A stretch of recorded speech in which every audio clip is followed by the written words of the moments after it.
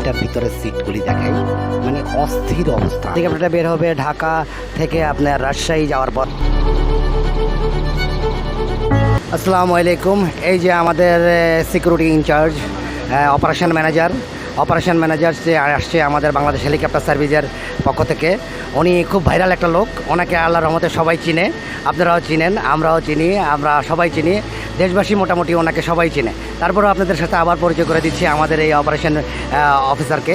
ইনশাল্লাহ আপনারা কথা বলবেন। আমাদের অফিসার কী বলে দেখেন আমাদের বাংলাদেশ হেলিকপ্টার জি, আসসালামু আলাইকুম। আমার নাম নজরুল, আমি অপারেশন ম্যানেজার বলছি, বিসিএল এভিয়েশন হেলিকপ্টার কোম্পানি থেকে বলছি।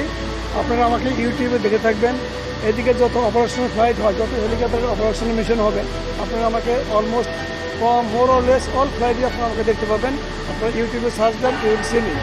আমার নাম নজরুল। ইনশাআল্লাহ আমি আশা করি আপনারা উত্তরোত্তর হেলিকপ্টারে যান, আরও কি হোক, আপনাদের প্রসার হোক, এটা আমি চাই, এবং বাংলাদেশ হেলিকপ্টার সার্ভিস আরও উত্তরোত্তর উন্নতি লাভ করুক, এই দোয়াই করি।